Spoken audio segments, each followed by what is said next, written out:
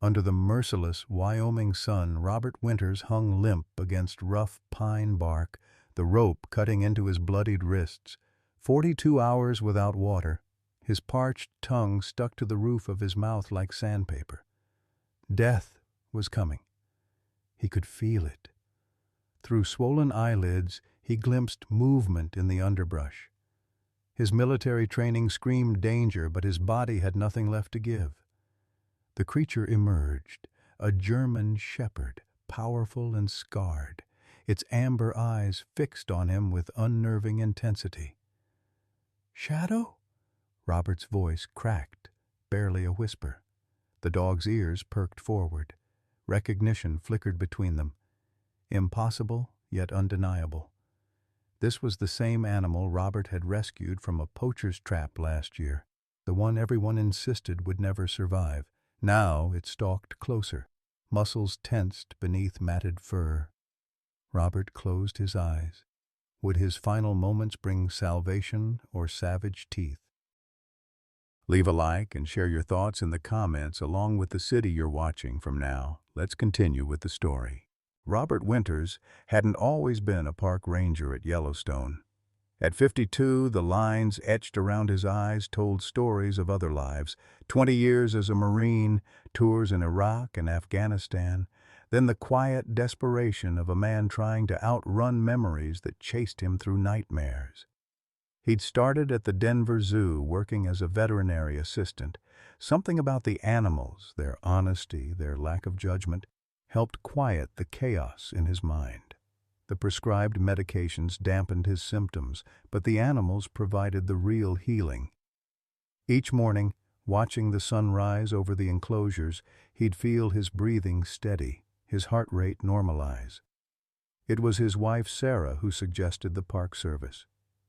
"You come alive in the wild, Rob," she'd said, folding laundry with hospital corner precision, a habit from her 15 years as a nurse. "The zoo is just a halfway house for you." She was right. From the moment he first donned the ranger uniform, Robert felt he'd found his place. Yellowstone's vast wilderness offered something the tight confines of the zoo couldn't, room for his spirit to expand beyond the tight corners where trauma had stuffed it. But life never gives without taking. Their daughter Emma, now 12, had been diagnosed with a rare autoimmune disorder when she was 7. The treatments drained their savings, then their retirement, then their dignity as they turned to crowdfunding.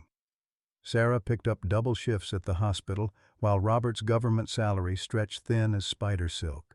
His colleagues respected his work ethic but found him rigid, too idealistic about conservation. "The old man thinks he can save every damn creature in the park," they'd joke when he wasn't around. All except Carter Davis, the one ranger who seemed to understand Robert's devotion to the land and its inhabitants. "We're the last line of defense," Carter would say during their shared patrols. "If we don't stand for this wilderness, who will?" At 45, Carter had the easy charm Robert lacked, but shared his fierce commitment, or so Robert thought.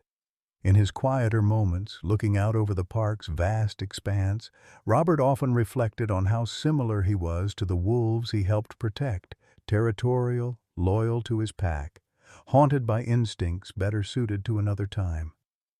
He'd chosen this wilderness partly because, like the animals, he sometimes felt like a dying breed, a man of absolutes in a world of compromises. Sarah understood his need for the wild, just as he understood her exhaustion when she returned from 12-hour shifts. They passed like ships some days, exchanging information about Emma's medications or doctor appointments, their own relationship reduced to logistics and shared worry. But on the good days, when Emma's symptoms abated, when the sunset painted the mountains in impossible colors, Robert remembered why he'd chosen this life. It wasn't just about escaping what haunted him, it was about protecting something that mattered. The morning Robert found Shadow began like any other early spring patrol. The mountains still wore patches of snow, and the cold cut through his regulation jacket as he navigated the eastern quadrant in his Park Service truck. A report had come in about possible trapping activity, illegal in Yellowstone but persistent as the seasons. Robert spotted the first trap near an elk trail, professional grade, not the work of amateurs. As he disabled it, a faint whimper carried on the wind. He froze, listening. Years in the wilderness had taught him to differentiate sounds. This wasn't wildlife.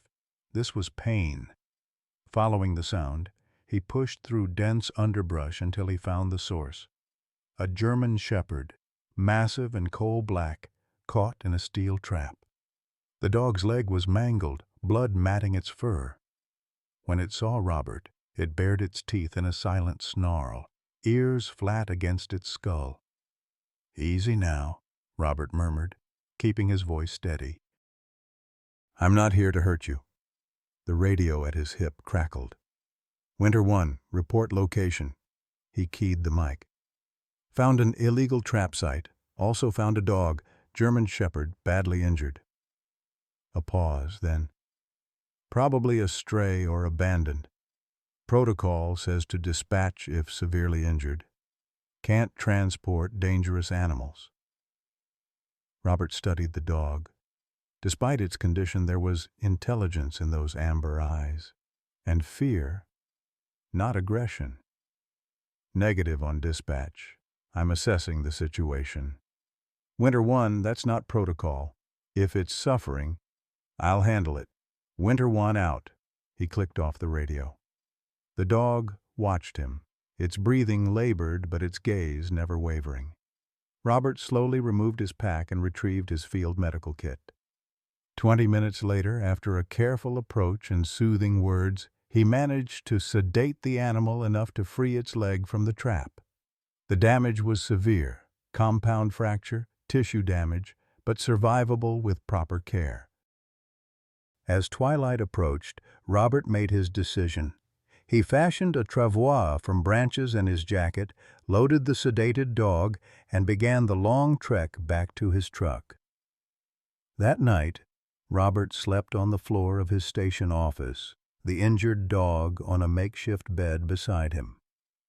Every few hours he checked the animal's vitals, cleaned the wound, administered antibiotics from the park's wildlife medical supplies. By morning, the dog's fever had broken, but infection remained a serious threat. "You've lost your mind, Winters," his supervisor barked when he discovered what Robert had done. "That animal needs to be taken to a shelter or put down. We're not running a kennel here." "Give me 3 days," Robert argued. "If he doesn't improve, I'll make the call myself." Reluctantly, his supervisor agreed, but word spread quickly through the ranger station. Old Man Winters had gone soft over some stray dog. Only Carter showed any support. "Hell, Rob, if anyone can save that beast, it's you," he said, bringing extra bandages and antibiotics from his own supply. "What are you calling him?" Robert hadn't thought about a name. Watching the dark dog lying quietly, observing everything with those intelligent eyes, he said, "Shadow. His name is Shadow." The second night, Shadow's condition worsened. The infection raged, and the dog's temperature soared.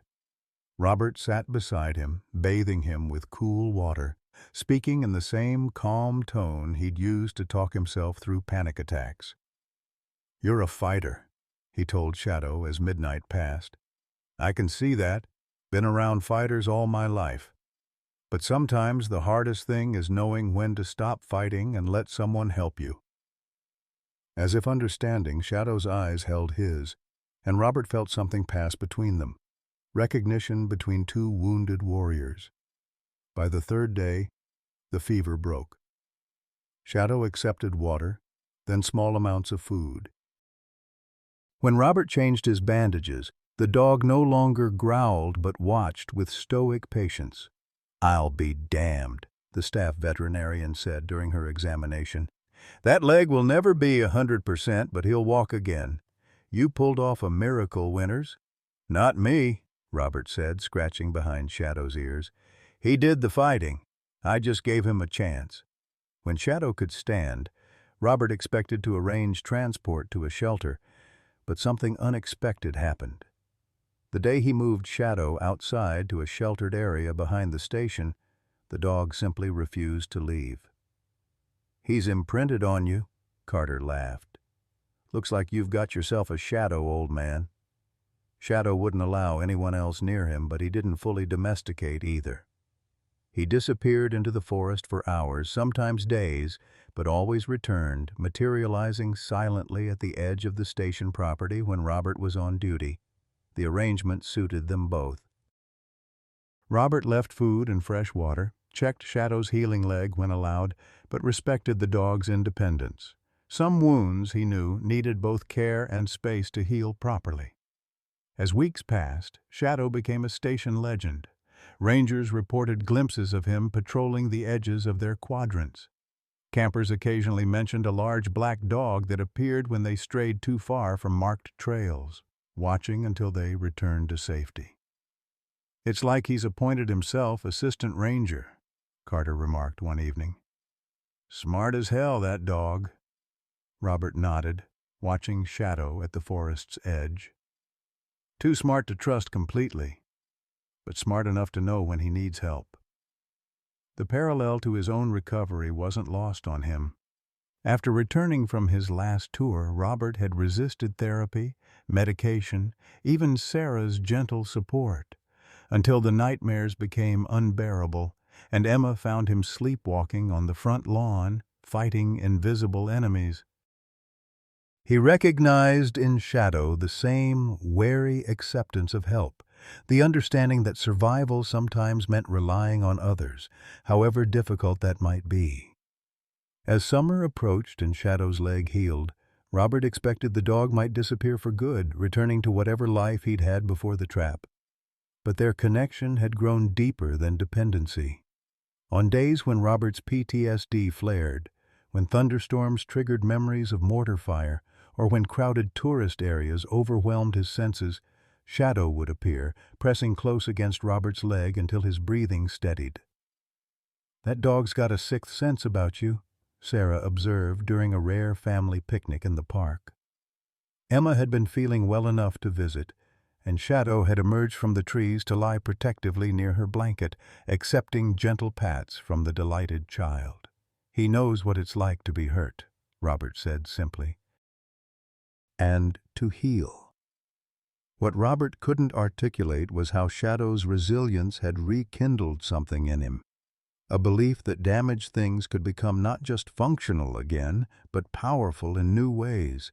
Shadow would always limp slightly, would always bear scars, but he moved through the forest with a survivor's confidence that Robert envied and increasingly emulated. When Emma asked if Shadow could come live with them in their cabin, Robert had to explain the delicate balance they'd struck. "He's not a pet, sweetheart. He's chosen to be free but stay connected. We have to respect that choice." Emma had nodded with the solemn wisdom of children who live with chronic illness.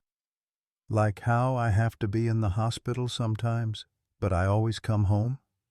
"Exactly like that," Robert had replied, throat tight with emotion.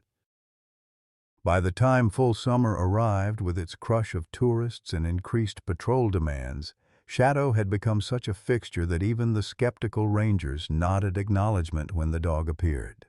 Robert kept his routine of leaving food and fresh bandages, though Shadow rarely needed medical attention anymore.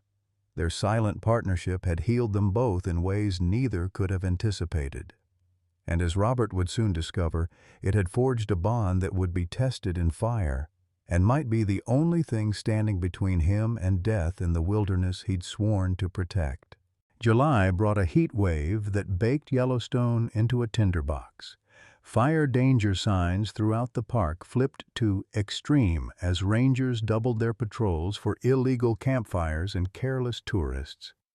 The summer crowds swelled, stretching the already thin ranger staff to their limits. When Carter called in sick with a summer flu, Robert immediately volunteered to cover his patrol route in addition to his own. The northeastern quadrant was remote, with few tourist attractions, but it contained critical elk calving grounds and had seen increased poaching activity in recent months. "You sure about doubling up, Winters?" Supervisor Jenkins asked, concern evident in his weathered face.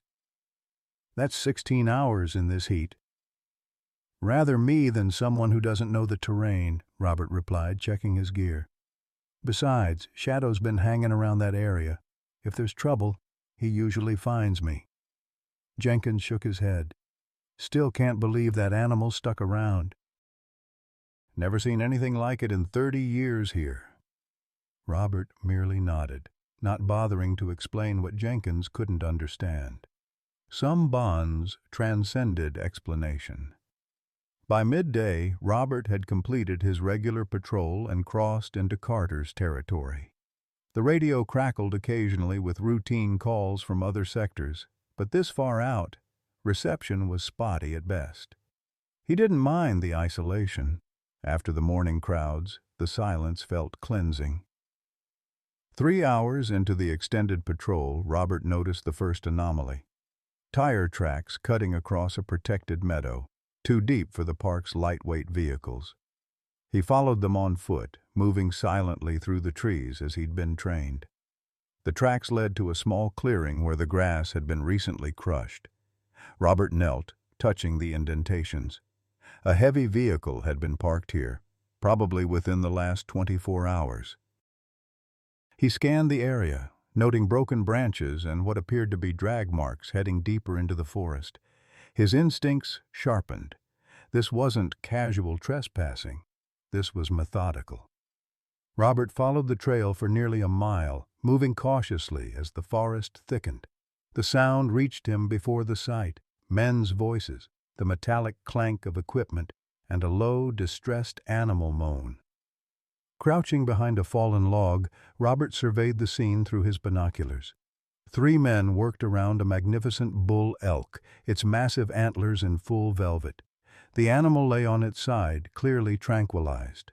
One man extracted something from the elk's flank with scientific precision, tissue samples, not typical poacher behavior. Robert shifted position for a better view and felt his blood freeze. The 4th man, standing slightly apart, wore a familiar jacket, Park Service issue with the distinctive patch of senior rangers. As the man turned, Robert's worst fears were confirmed. Carter Davis, supposedly homesick, directed the operation with calm authority. The betrayal hit like physical pain. Carter, his friend, his ally, was working with poachers. For how long? Had he been orchestrating the very incidents they'd been investigating together? Robert reached slowly for his radio, keeping his eyes on the scene. He needed backup immediately. As he keyed the mic, the elk thrashed suddenly, startling one of the men, who swore loudly and looked directly toward Robert's position. "Someone's there!" the man shouted, reaching for a rifle leaning against a tree. Robert abandoned stealth for speed, calling in his location and the situation as he withdrew. "Winter 1 to base. Illegal poaching operation, northeast quadrant, coordinates." The radio exploded with static as a shot rang out, splintering bark inches from his head. Robert dropped the useless device and pulled his service pistol, taking cover behind a thick pine. "Robert," Carter's voice carried through the trees. "Is that you? Don't be stupid about this." 4 armed suspects, 1 park ranger involved," Robert shouted, hoping his radio transmission had gotten through before being jammed. "Carter, what the hell are you doing?" "Put the gun down and come out," Carter called. "I can explain everything." "Explain to the federal authorities," Robert replied, scanning for movement. He was outnumbered and outgunned, but he knew the terrain better than they did. A twig snapped to his left. Robert pivoted, but too late. A heavy weight slammed into him from behind. His pistol flew from his grasp. As he hit the ground hard, the breath knocked from his lungs. Rough hands dragged him up and pinned him against a tree. Carter approached slowly, looking both angry and resigned. "You should have stayed on your regular patrol, Rob." "How long?" Robert demanded, struggling against the men holding him. "How long have you been betraying everything we stand for?" Carter's expression hardened. "Not everyone has a military pension backing them up, Robert. Some of us need to make real money. Emma's not the only kid with medical bills." The mention of his daughter from this traitor's lips made Robert's vision blur with rage. He lunged forward, breaking one man's grip before another slammed a rifle butt into his ribs. Pain exploded through his side as he doubled over, gasping. "Don't make this worse," Carter warned. "This isn't just poaching. These samples are saving lives, cancer research that needs specific proteins from the antler velvet. The pharmaceutical companies pay enough to put my kids through college." "So you're a noble criminal," Robert wheezed, tasting blood. "How many animals have died for your kids' college fund?" Carter's face flushed. "You self-righteous bastard. Some of us can't afford to be heroes. Take him deeper in," he ordered the others. "We'll finish the extraction and deal with him after." They dragged Robert nearly 2 miles, his ribs screaming with every step, before finding what Carter deemed a suitable location, a massive pine in a small clearing, far from any trail. They bound him tightly to the trunk, the rope biting into his wrists. "Someone will find him eventually," one of the men protested. "Rangers don't just disappear without search parties." "By the time they organize a search, we'll be long gone," Carter replied, checking the knots. "And Robert here will have suffered an unfortunate accident with local wildlife. Happens every summer to some unlucky hiker." Robert stared at his former friend. "They'll trace the elk, the tissue samples. You can't hide this forever." Carter squatted before him, their faces inches apart. "I'm sorry it came to this. I actually respected you, Rob. But some of us live in the real world where principles don't pay for chemo." "My daughter would rather have a father with integrity than blood money," Robert spat. Something flickered in Carter's eyes, perhaps the last remnant of the man Robert had thought he knew. Then it hardened again. "We'll come back after dark.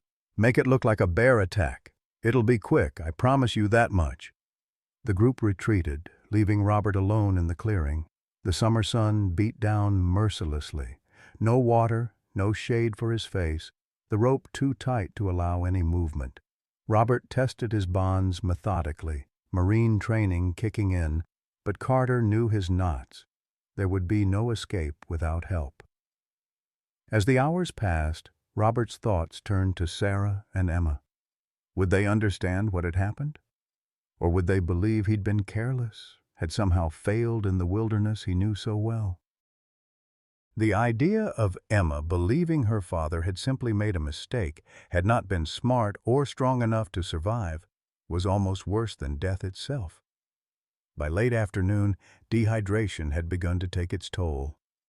His thoughts grew disjointed, memories bleeding into hallucinations. The forest around him seemed to breathe and shift. Once he thought he heard Shadow's distinctive bark in the distance, but dismissed it as wishful thinking.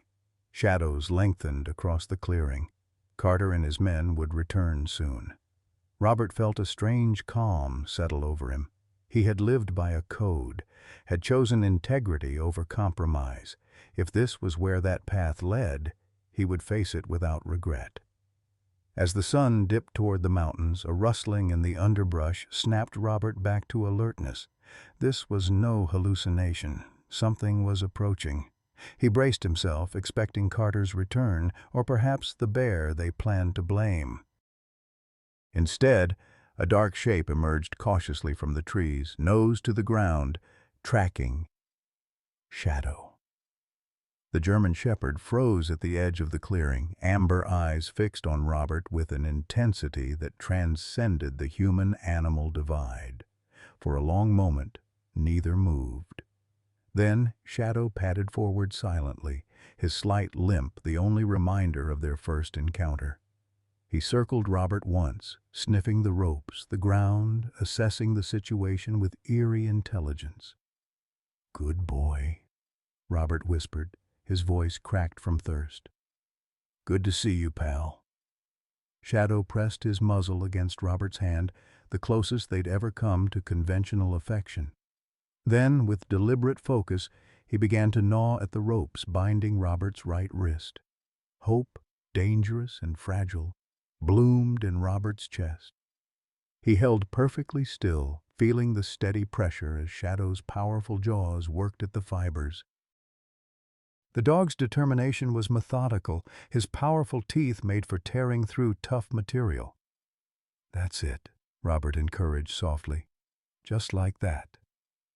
The irony wasn't lost on him that his salvation might come from a wild creature, one that humans had already tried to destroy once. As Shadow worked, Robert thought of all the times he'd seen the dog watching from the forest edge, neither fully wild nor tame, existing in that liminal space where trust was freely given or withheld. The rope began to fray. Minutes stretched into an eternity as Shadow worked, occasionally pausing to listen to the forest sounds before resuming. As the sun touched the horizon, painting the clearing in gold and crimson, the first rope snapped. Robert's right hand came free, tingling painfully as blood returned to his fingers. With renewed determination, he directed Shadow to the other ropes, working together now as darkness approached, and with it, the men who intended to ensure Robert Winters never left this forest alive. With one hand free, Robert worked frantically at the knots binding his left wrist while Shadow continued gnawing at the ropes around his ankles. Every movement sent spikes of pain through his injured ribs, but adrenaline dulled the worst of it. The forest had already begun its transition to evening. They had perhaps an hour before Carter and his men returned. "Good boy," Robert whispered as Shadow severed the last ankle rope. "Best damn dog in Wyoming." Standing proved more difficult than anticipated. Nearly 8 hours tied to the tree had left Robert's muscles cramped and unresponsive. He stumbled, catching himself against the pine trunk, waiting for the pins and needles sensation to subside. Shadow watched him with unwavering attention, poised to assist if needed. Robert's training took over. First priority, water. Second, communication. Third, strategic position. He needed all three before Carter returned. Scanning the clearing, Robert spotted a small depression that might indicate a seasonal stream. He limped toward it, Shadow following closely. His instincts proved correct. Though mostly dry, enough moisture remained to dampen the soil. Robert dug with his hands until water slowly pooled in the small hole. It wasn't much, but it would have to do. As he cupped the silty water to his parched lips, memories surfaced unbidden. Of desert patrols where men would die for just this much moisture, of Emma in the hospital after her first major flare-up, ice chips the only water allowed past her cracked lips. The thought of his daughter renewed his determination. He would not die here. He would not leave Emma fatherless. "We need to move," he told Shadow, who tilted his head as if understanding the urgency in Robert's tone. "Find me a path out of here, boy." But before they could leave the clearing, Robert needed some advantage, a weapon, anything to even the odds against 4 armed men. He searched the area methodically, finding only fallen branches. He selected the sturdiest, a 3-foot length of oak that felt solid in his grip. Not much against rifles, but better than nothing. Shadow suddenly stiffened, ears forward, a low growl rumbling in his chest. He was looking not toward the path Carter had taken, but in the opposite direction. Robert froze, listening. Distant voices carried on the evening air, too distant to discern words, but unmistakably human. "More of them?" Robert whispered, though he knew Shadow couldn't answer. The German shepherd sniffed the air, then relaxed slightly, though his alertness remained. Whatever he sensed didn't register as immediate danger. Robert made his decision. They would circle wide around both sets of voices, heading back toward Ranger headquarters. If he could reach his truck or any emergency cache, he'd have both communication and transportation. As they moved through the deepening shadows of the forest, Robert's mind cycled through the day's revelations. Carter's betrayal cut deeper than the physical pain. They'd shared meals, patrolled together, even pulled each other through dangerous situations. How long had his friend been living this double life? What desperation or greed had turned him against everything their badges represented? The forest grew darker, but Shadow navigated confidently, occasionally looking back to ensure Robert followed. Despite his injury, the dog moved with surprising speed, choosing paths that accommodated Robert's limping gait while maintaining an efficient route. An hour into their journey, Robert began to recognize landmarks. They were approaching the area where he'd first discovered the tire tracks. If they continued southeast, they would eventually reach a ranger access road. But Shadow suddenly veered west, away from their logical escape route. "Wrong way, boy," Robert called softly, but Shadow paused, looking back with insistent eyes, then continued westward. Robert hesitated. His training said to take the most direct route to safety. But something in Shadow's demeanor, the deliberate pace, the frequent glances back, suggested purpose rather than confusion. After a moment's consideration, Robert followed. The dog had found him against impossible odds. Perhaps he sensed something Robert couldn't. The western path led them to a small ridgeline overlooking a narrow valley. As they crested the rise, Robert immediately understood Shadow's detour. Below, partially concealed by trees, sat Carter's base camp, a large tent, scientific equipment, and the vehicle that had left the tracks Robert followed earlier. More importantly, he could see his own service pistol lying on a folding table near the tent entrance. Two men moved around the camp, packing equipment with practiced efficiency. No sign of Carter or the fourth man. They were preparing to leave, destroying evidence of their operation. Robert studied the situation tactically. Two armed men versus one injured ranger with a stick and a dog.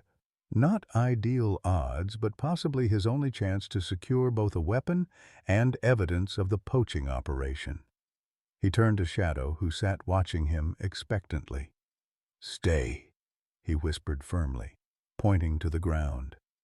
The dog didn't react immediately, and Robert wondered if he'd understood. Then, reluctantly, Shadow lowered himself to the forest floor, eyes still fixed on Robert. Moving with the silent precision honed through years of military training and wildlife tracking, Robert worked his way down the ridge, using trees and undergrowth as cover. His ribs protested every controlled breath, but he pushed the pain aside, focusing entirely on the moment. 20 yards from the camp's edge, Robert paused behind a large boulder, assessing. The men were focused on dismantling scientific equipment, centrifuges, microscopes, specialized containers. One kept glancing at his watch. They were waiting for Carter's return before final departure. Robert needed a distraction. As if reading his thoughts, a commotion erupted on the far side of the camp. Shadow, deliberately moving through the underbrush, creating enough noise to draw attention, but staying hidden. "What was that?" one man said, reaching for his rifle. "Probably a deer. Check it out while I finish packing." The armed man moved cautiously toward the disturbance, rifle ready. The moment he disappeared into the trees, Robert made his move, sprinting the final distance to the camp despite the stabbing pain in his side. The second man looked up too late. Robert swung his makeshift club with all his strength, connecting solidly with the man's shoulder. The poacher went down with a cry of pain, but immediately scrambled for a handgun at his belt. Robert kicked it away and delivered a precise strike to the man's temple, rendering him unconscious. Breathing heavily, Robert grabbed his service pistol from the table, checking that it was still loaded. The familiar weight steadied him as he quickly surveyed the equipment. The evidence was clear. This was a sophisticated biological sampling operation, not typical poaching. He grabbed a leather case containing what appeared to be tissue samples and several labeled vials. A shot rang out from the forest edge. The first man had discovered Shadow's ruse and was returning. Robert took cover behind a large equipment case just as more shots splintered the wood beside him. "Federal officer!" Robert shouted. "Drop your weapon!" The only response was another shot, closer this time. The man was advancing, using trees for cover. Robert calculated his options. He was pinned down, still weak from his ordeal, and uncertain how many rounds remained in his pistol. A blur of black fur exploded from the forest, Shadow launching himself at the gunman with silent ferocity. The man screamed as powerful jaws clamped onto his gun arm, forcing him to drop the rifle. Shadow's attack gave Robert the opening he needed.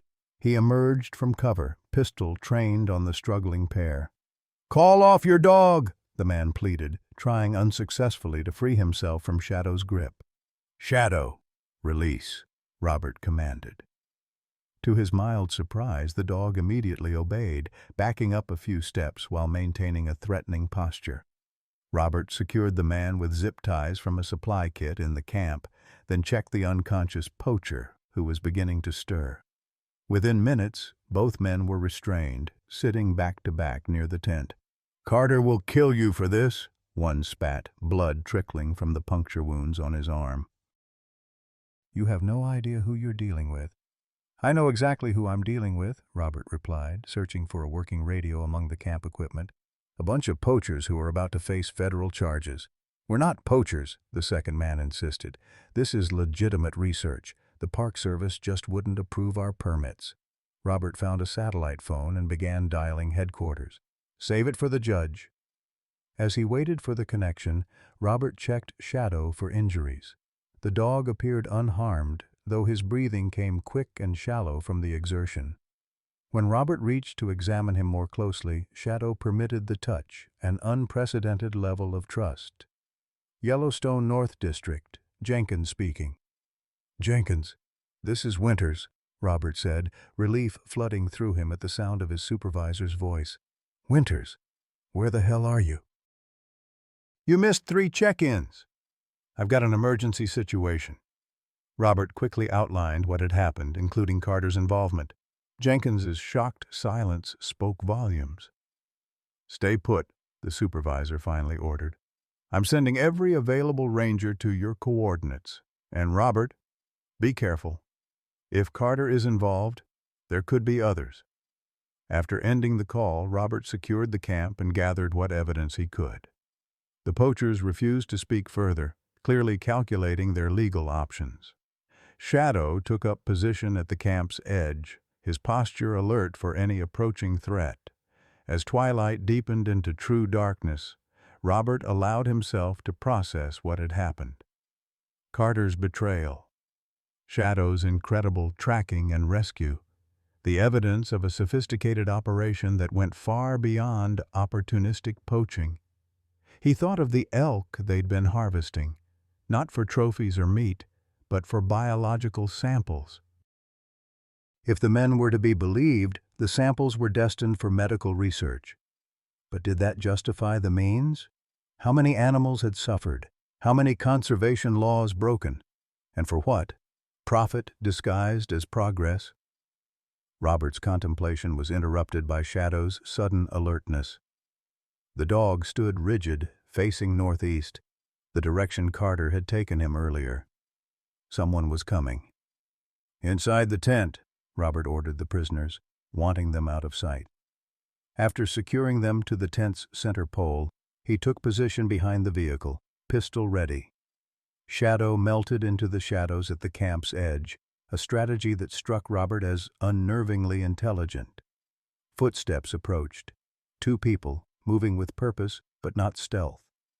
Robert steadied his breathing, finger resting lightly outside the trigger guard. Wait for visual confirmation. No mistakes. The figures emerged into the clearing. Carter, rifle slung over his shoulder, and the 4th man from earlier carrying a large case. They stopped abruptly, taking in the disarray of the half-dismantled camp. "Something's wrong," Carter said, raising his rifle. "Marcus? Devon?" Robert stood, pistol aimed center mass. "Federal officer. Drop your weapons." Carter froze, then slowly lowered his rifle to the ground. "Robert, you should be dead." "Sorry to disappoint," Robert replied evenly. "Your friends are secure in the tent. Backup is on the way. It's over, Carter." The fourth man made a sudden movement toward his waistband. Before Robert could react, a black shape lunged from the darkness, Shadow, targeting the immediate threat with uncanny precision. The man went down hard under the dog's weight, a concealed pistol skittering away across the dirt. Carter stood motionless, eyes fixed on the German shepherd that now stood guard over his companion. "That's the dog, isn't it? The one you saved last spring?" His voice held a note of bitter irony. "Guess no good deed goes unpunished." "Or unrewarded," Robert countered, keeping his pistol trained on Carter while Shadow maintained control of the other man. "Depends on your perspective."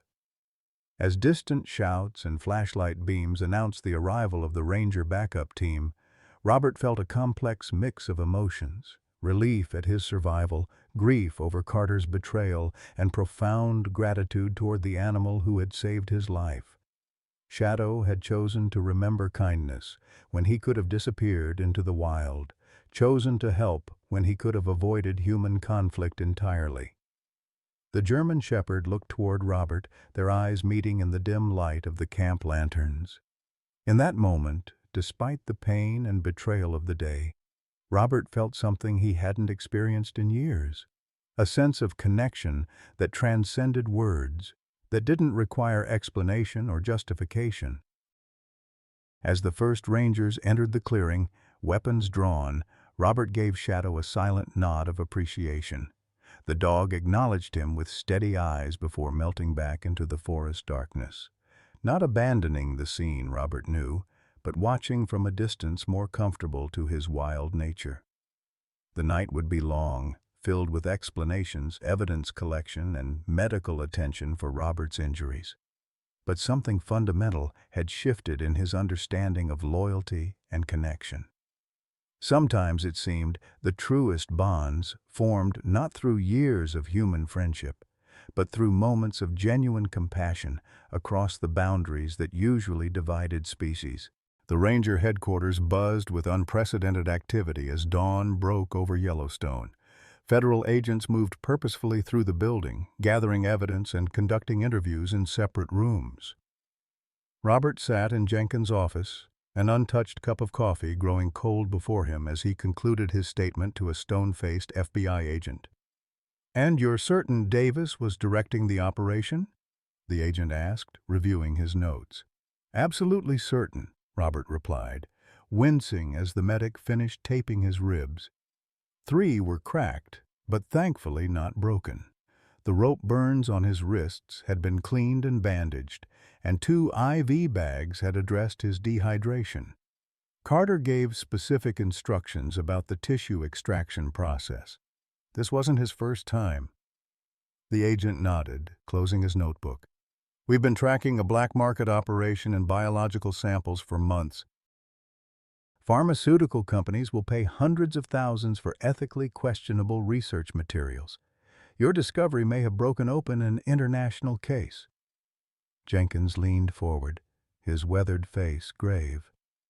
"How many of my Rangers are involved?" "We're still determining that," the agent replied carefully.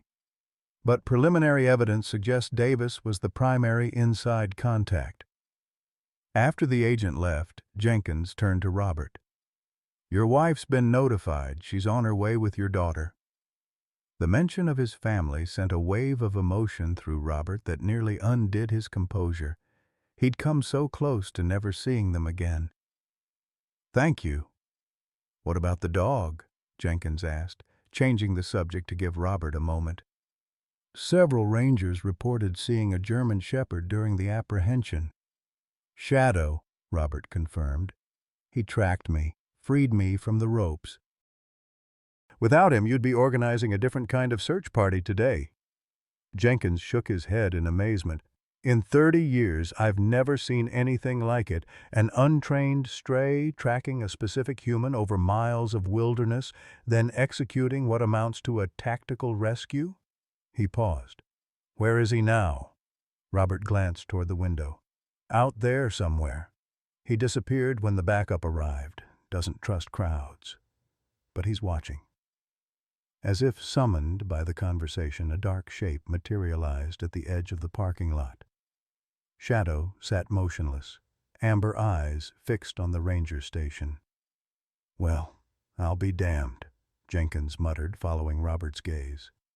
"That's one hell of an animal." "Yes, he is," Robert agreed quietly. The debriefing continued for hours.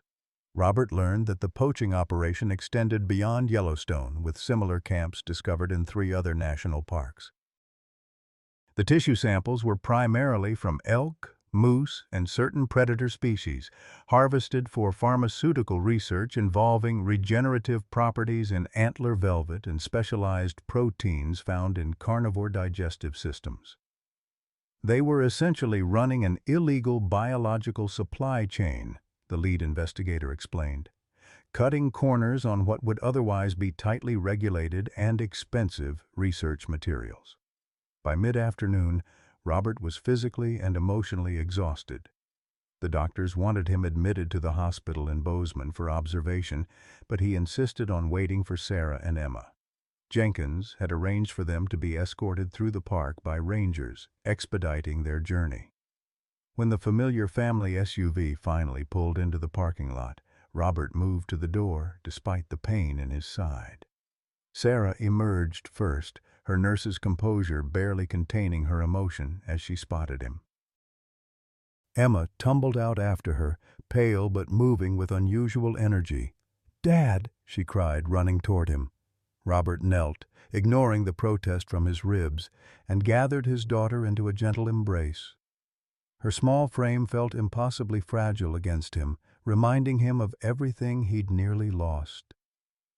"Easy on your father, Em," Sarah cautioned, reaching them. Her eyes catalogued Robert's injuries with professional assessment before softening into profound relief. "You look terrible," she said, cupping his face with trembling hands. "You should see the other guy," Robert replied with a weak smile. Emma suddenly pulled back from their embrace, looking past Robert with wide eyes. "Dad, is that him? Is that Shadow?" Robert turned to see the German shepherd watching from 30 yards away, his posture alert but not threatening. "That's him," Robert confirmed. "The hero of the hour." "Can I meet him?" Emma asked eagerly. Robert hesitated. Despite their connection, Shadow remained semi-wild, unpredictable around strangers. "He's not exactly a pet, sweetheart. He doesn't usually approach people." But Emma, with a child's disregard for adult caution, was already moving slowly toward the dog. Sarah made a small sound of alarm, but Robert placed a restraining hand on her arm. "Wait," he said softly. "Let's see." Emma stopped about 10 feet from Shadow, not trying to approach further. Instead, she carefully lowered herself to sit cross-legged on the pavement, making herself smaller, less threatening. "Hello, Shadow," they heard her say. "Thank you for saving my dad." The German shepherd regarded her with intense focus, head slightly tilted. Then, to Robert's astonishment, Shadow took a deliberate step forward, then another, until he stood directly before Emma.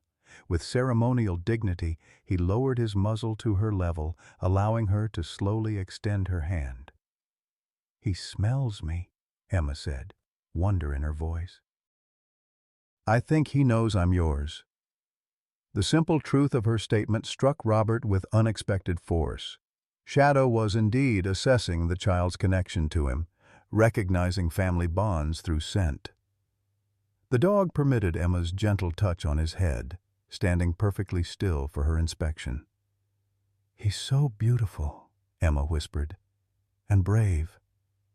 Shadow's acceptance of Emma seemed to extend to Sarah, who approached more cautiously but was granted the same calm tolerance. The dog maintained a respectful distance from others, however, growling softly when an unfamiliar agent moved too close. As the family prepared to depart for the hospital, Robert faced a dilemma. Shadow couldn't come to the hospital, but leaving him behind felt wrong after everything the dog had done. Jenkins solved the problem in his practical way. "My cabin's 10 minutes from the hospital. The dog can stay in my fenced yard until you're discharged." "Least I can do." To everyone's surprise, Shadow willingly entered Jenkins' truck after a quiet word from Robert. The German Shepherd settled in the back seat, maintaining his dignified composure as if he understood the arrangement. At the hospital, doctors confirmed Robert's injuries were painful but not life-threatening. The psychological impact of Carter's betrayal, however, would take longer to heal. As Robert lay in the hospital bed that evening, Sarah sitting vigil beside him, he finally allowed himself to process the magnitude of what had happened. "I trusted him completely," he told Sarah, the words tasting bitter. "We patrolled together, shared meals at your table, and all that time." Sarah took his hand, her expression somber. "Sometimes the people we think we know best are wearing the most convincing masks." "While an animal everyone told me to put down showed more loyalty than I've seen in 20 years of service," Robert added. "Speaking of Shadow," Sarah said carefully, "what happens to him now?" It was the question Robert had been avoiding. Shadow existed in a liminal space, not fully wild, yet not domesticated. The park had strict policies against adopting wildlife, even former strays. Yet after what the dog had done, sending him to a shelter seemed unconscionable. "I don't know," Robert admitted. "He's not exactly a pet candidate. He's independent, territorial, but after today—" "He found you," Sarah finished simply. "Miles from anywhere. He tracked you down and saved your life. That's not just instinct, Rob. That's choice." The next morning, Emma's condition took a concerning turn. A combination of stress and disrupted medication schedule triggering inflammation markers. While the local doctors consulted with her specialists in Denver, Robert divided his attention between his own recovery and concern for his daughter. Jenkins visited, bringing news that the investigation was expanding. They found financial records at Carter's house. This operation has tentacles in half a dozen parks across 3 states. "Any word from Carter?" Robert asked. Jenkins shook his head grimly. "Not talking without his lawyer, but his wife is devastated. Had no idea. She thought his extra income came from consulting work." Before leaving, Jenkins added, "Your dog's doing fine at my place. Patrols the fence line like he's on duty, but otherwise keeps to himself. Remarkable animal." By afternoon, Emma's doctors decided to stabilize her before attempting the journey back to Denver. As she rested in the pediatric ward, Robert sat beside her bed, watching her sleep. Despite the hospital's antiseptic environment, he caught a familiar scent. Wild, earthy, distinctive. He turned toward the door, not entirely surprised to see Shadow sitting in the hallway outside Emma's room, Jenkins standing awkwardly beside him. "He wouldn't settle," the supervisor explained with a helpless shrug. "Kept pacing and whining. When I opened the door to check on him, he bolted. Found him sitting in the hospital parking lot staring at the building. Figured it was easier to bring him in than cause a scene trying to catch him." Robert moved to the doorway, studying the German Shepherd with newfound wonder. "He's tracking Emma's condition," he realized aloud. "He can smell the inflammation, the immune response." The hospital staff should have objected to an unauthorized animal in the building, but something about Shadow's intense focus and Robert's explanation gave them pause. The pediatric charge nurse, a practical woman with 30 years of experience, observed Shadow's behavior for several minutes before making her decision. "There's research on canines detecting certain medical conditions," she acknowledged. "If you can guarantee he's clean and controlled, he can stay temporarily." "Consider it a therapeutic visit." Shadow settled beside Emma's bed, his posture alert but calm. When she woke an hour later, her delight at finding the dog watching over her seemed to brighten her entire being. "He knew I was sick," she said with absolute certainty. "That's why he came." Robert couldn't explain the connection that seemed to have formed between his daughter and the dog who had saved him. Perhaps it was simply that Shadow recognized Emma as part of Robert's pack, someone to be protected. Or perhaps there was something more profound at work, a sensitivity to vulnerability, to suffering. Throughout the evening, medical staff came and went, checking Emma's vitals and adjusting medications. Shadow remained an unobtrusive presence, moving only to allow access to the bed, otherwise maintaining his quiet vigil. Several nurses commented on the dog's unusual behavior. Most therapy dogs are friendly, seeking interaction, one observed. This one acts more like a sentinel. As night fell, Emma's condition stabilized enough that her Denver specialists approved transport home the following day. Robert, discharged against medical advice but unwilling to leave his daughter, dozed in the bedside chair, while Sarah went to the hotel for a few hours' rest. He woke suddenly to find Shadow standing at attention, staring at Emma's monitors seconds before they began to alarm. The dog's hackles were raised, his posture communicating urgent concern. "Emma?" Robert called, instantly alert. His daughter's breathing had become labored, her oxygen levels dropping precipitously. Robert jabbed the call button as Shadow began to bark, short, deliberate sounds that brought staff running. Possible anaphylactic reaction to the new anti-inflammatory, the doctor explained moments later, as they stabilized Emma with epinephrine and additional oxygen. "If you hadn't called us immediately..."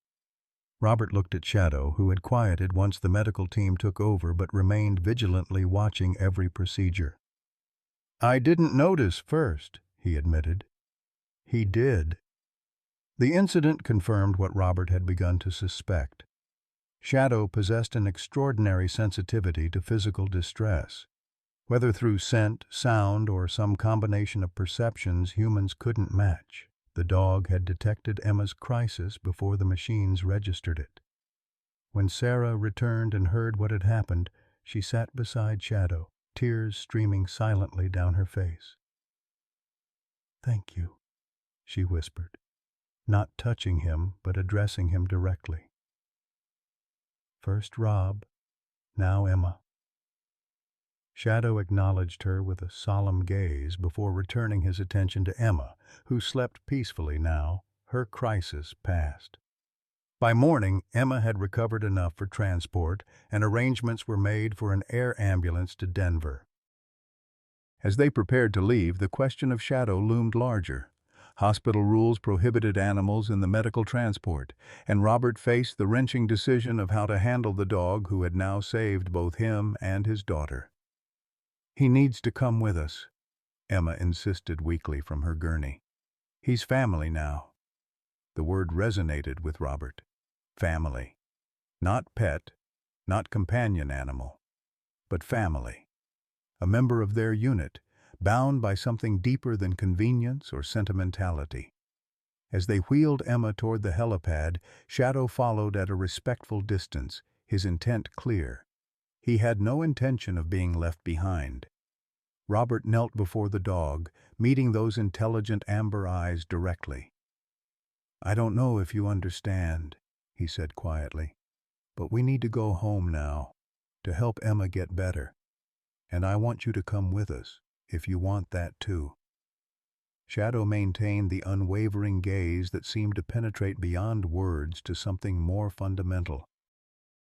Then, with deliberate purpose, he pressed his muzzle briefly against Robert's hand, the closest thing to a formal agreement the dog had ever offered. Jenkins, who had been helping coordinate the transportation, approached with an unexpected solution. "I've arranged ground transport for Sarah and the dog to Denver. Medical flight for you and Emma.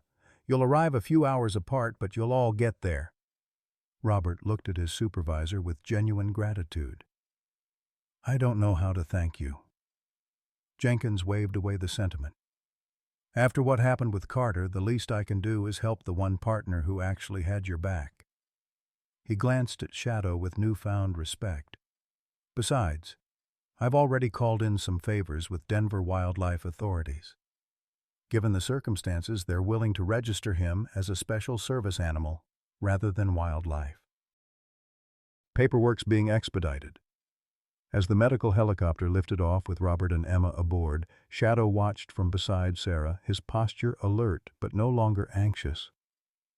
Something in his demeanor had shifted, a new certainty, a chosen purpose. Sarah rested her hand lightly on the dog's shoulder. "Ready to go home?" she asked. Shadow looked up at her, then back at the disappearing helicopter, and for the first time since Robert had known him, the German shepherd seemed to make a conscious choice to fully accept human connection. He stepped willingly into the waiting transport vehicle, taking his place beside Sarah as if he had always belonged there.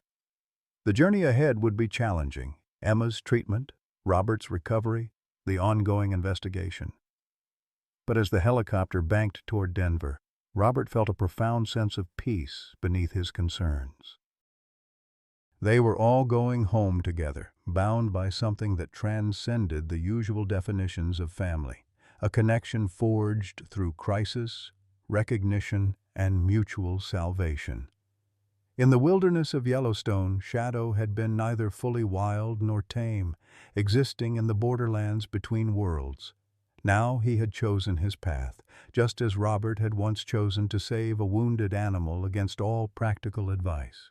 Some choices, it seemed, created bonds that defied expectation, and occasionally changed everything.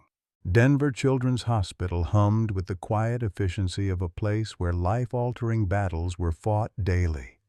3 days after their dramatic evacuation from Wyoming, Robert sat beside Emma's bed, watching the afternoon sunlight cast patterns across the sterile floor. His daughter's condition had stabilized, but her doctors remained cautious. The stress of recent events had triggered her worst flare-up in years. "Will they really let Shadow visit?" Emma asked, her voice thin but hopeful.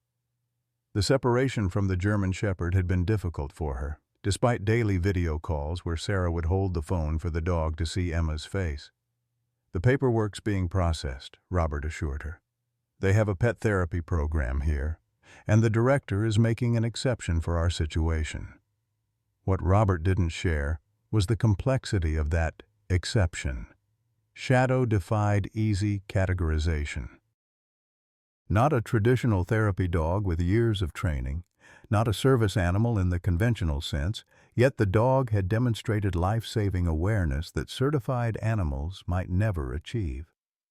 Robert had spent hours on calls with hospital administrators, wildlife officials, and even the FBI agents handling Carter's case, all to arrange Shadow's classified status.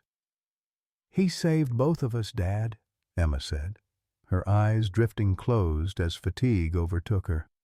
"It's like he was meant to find us."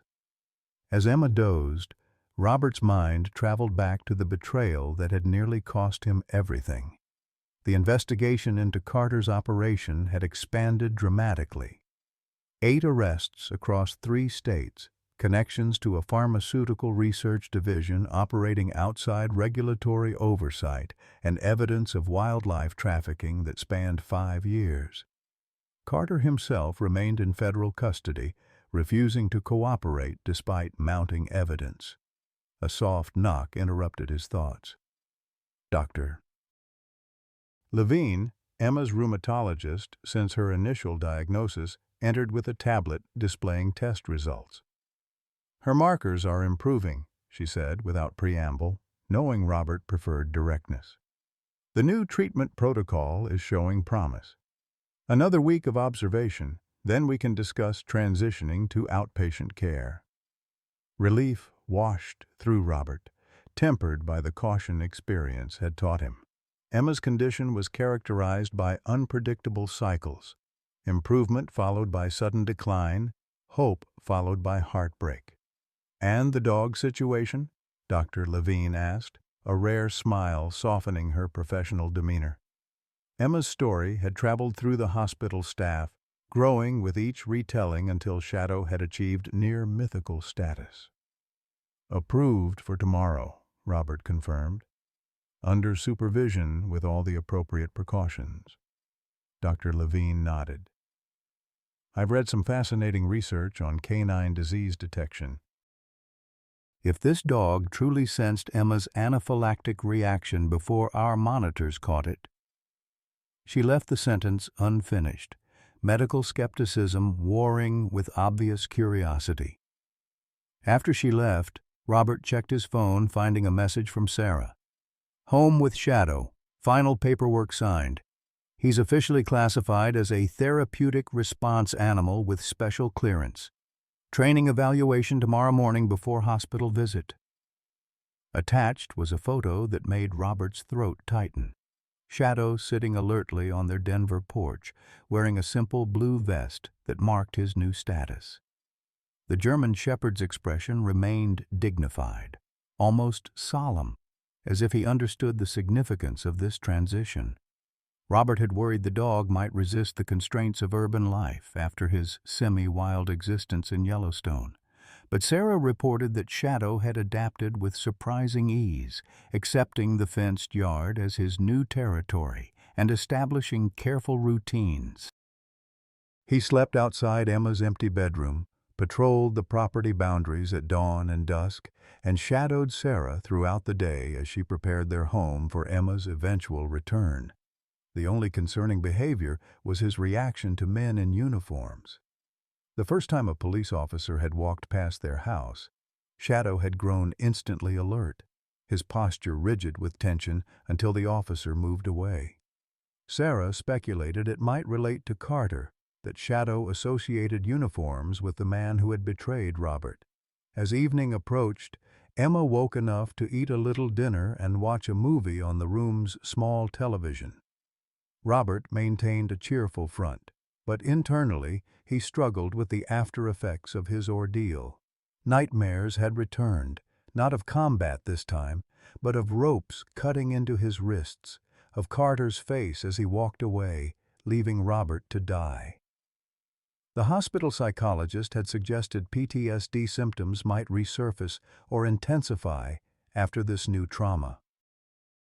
"You're thinking about him again," Emma observed during a quiet moment in the film. "About Carter." Robert sometimes forgot how perceptive his daughter had become, how her illness had forced her to develop an adult's awareness of emotional undercurrents. "I keep wondering if I missed something," he admitted, "some sign that would have told me who he really was." Emma considered this with the seriousness she brought to all difficult questions. Maybe there wasn't anything to see. Maybe he was really good at pretending. "Or maybe I only saw what I wanted to see," Robert replied. "A friend, an ally." "Shadow knew," Emma said with absolute certainty. "That's why he never let Carter pet him, remember? You told Mom that Shadow always disappeared when Carter came around." The observation startled Robert. It was true, Shadow had consistently avoided Carter, despite accepting occasional interaction with other rangers. At the time, Robert had attributed it to the dog's general wariness. But, in retrospect, animals sense things we don't, he acknowledged. "That's why we need Shadow," Emma concluded, as if this settled everything. That night, after Emma had fallen asleep and the hospital quieted to its nighttime rhythm, Robert stepped outside for fresh air. His ribs still ached when he moved too quickly, and the rope burns on his wrists had darkened to purple bruises that drew curious glances from strangers, physical reminders of how close he'd come to leaving Emma fatherless, Sarah widowed. His phone vibrated with an incoming call. Jenkins, checking in from Yellowstone. "Thought you'd want to know," his supervisor said after pleasantries.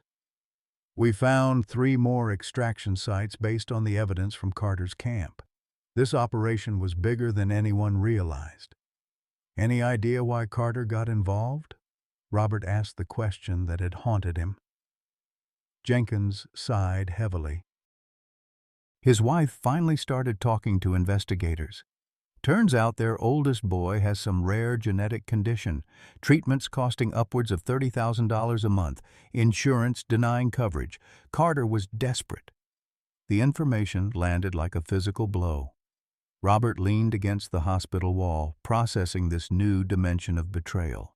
Carter hadn't been motivated by simple greed, but by the same desperate love for a child that drove Robert's own actions. "Does that make it easier to understand?" Jenkins asked, reading Robert's silence. "No," Robert answered honestly. "It makes it worse." He knew exactly what he was doing to me, what Emma would have lost. After the call ended, Robert remained outside, watching ambulances arrive and depart, considering the cruel symmetry of the situation. Two fathers, two sick children, two impossible choices, yet they had chosen such different paths. Morning brought renewed hope as Robert prepared for Shadow's first hospital visit. The training evaluator, a no-nonsense woman with 30 years' experience in animal behavior, had cleared Shadow with flying colors, impressed by his intelligence and restraint. "Never seen anything quite like him," she'd told Sarah. "He's not traditionally trained, but he has something more valuable: judgment. He assesses situations before reacting." Robert waited anxiously in Emma's room, having prepared her for the possibility that Shadow might be uncomfortable in the hospital environment. Children's hospitals, for all their efforts at warmth, remained clinical settings filled with unfamiliar sounds and smells. When the elevator doors opened at the end of the corridor, Robert immediately spotted Sarah and the hospital's therapy program director. Between them walked Shadow, his posture alert but calm, the blue vest marking his special status. Despite the bustling activity around him, the German Shepherd moved with focused purpose, acknowledging but not reacting to the curious stares from staff and patients.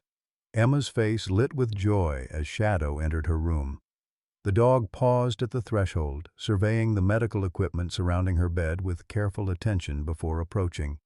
His assessment complete, he moved directly to Emma's side, sitting precisely where he could make eye contact without interfering with the IV lines or monitoring equipment. "Hi, Shadow," Emma whispered, her small hand reaching out to touch his head. "I knew you'd come." Something in the dog's demeanor shifted, a softening, a gentle acknowledgement of Emma's fragility. With ceremonial care, he rested his muzzle on the edge of her bed, close enough for contact, but applying no pressure. His amber eyes remained fixed on her face, communicating something beyond human language. The therapy program director watched with professional interest. "That's remarkable," she said quietly to Robert.